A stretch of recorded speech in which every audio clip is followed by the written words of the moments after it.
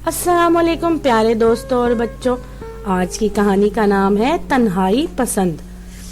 اعظم صاحب ایک ضعیف اور تنہائی پسند شخص تھے۔ وہ گھر میں تنہا رہتے تھے۔ تنہائی نے انہیں چڑچڑا بنا دیا تھا۔ وہ لوگوں سے دور بھاگتے اور ان سے ملنا جلنا بالکل پسند نہیں کرتے تھے۔ ان کے برابر والا گھر ایک بڑا پورا گھر تھا جہاں ہر وقت چہل پہل رہتی تھی، بچوں کا شور اور ہنگامہ۔ اعظم صاحب کو یہ سب بالکل اچھا نہیں لگتا تھا۔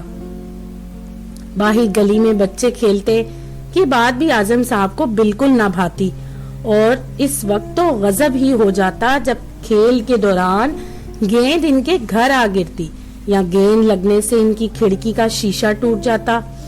اعظم صاحب غصے سے گھر سے باہر نکل آتے اور بچوں کو خوب ڈانٹتے۔ وہ بچوں کے گھر والوں سے ان کی شکایتیں کرتے اور انہیں گھر میں بٹھانے اور لگام دینے کو کہتے۔ گھر والے بچوں کو سمجھا دیتے، تب کچھ دن بچے گلی میں نہ کھیلتے، مگر آخر بچے تو بچے ہیں، کھیل کود کے بغیر رہ ہی نہیں سکتے۔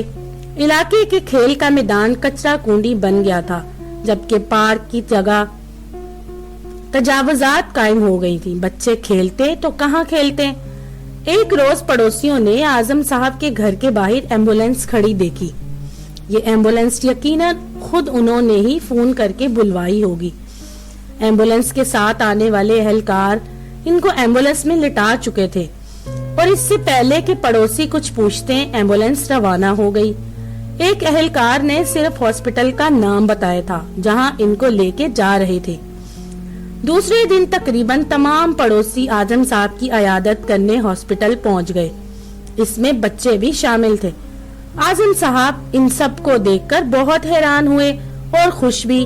انہیں اس بات کا افسوس ہوا کہ وہ اتنے اچھے، مخلص اور ہمدرد لوگوں سے اب تک دور دور اور نالا رہے۔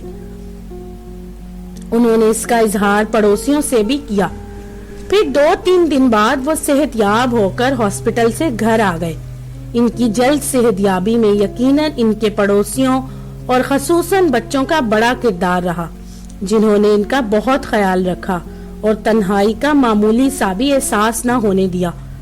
اب اعظم صاحب ایک بدلے ہوئے انسان ہیں، خوش اخلاق، زندہ دل، اور اب وہ لوگوں سے کٹ کر نہیں رہتے، جڑ کر رہتے ہیں، اور بچوں سے تو ان کی خوب بنتی ہے، اور وہ تمام محلے کے بچوں کے انکل ہیں، پیارے انکل۔ تو دوستو، اس کہانی سے ہمیں یہ سبق ملتا ہے کہ غصیلے اور بدمزاج لوگوں کو کوئی پسند نہیں کرتا۔ سب کے ساتھ محبت اور ہمدردی سے پیش آنا ہی زندگی کا اصل مزہ ہے۔ تو دوستو، اگر آپ کو میری یہ کہانی پسند آئی تو میرے چینل کو لائک اور سبسکرائب ضرور کیجیے گا۔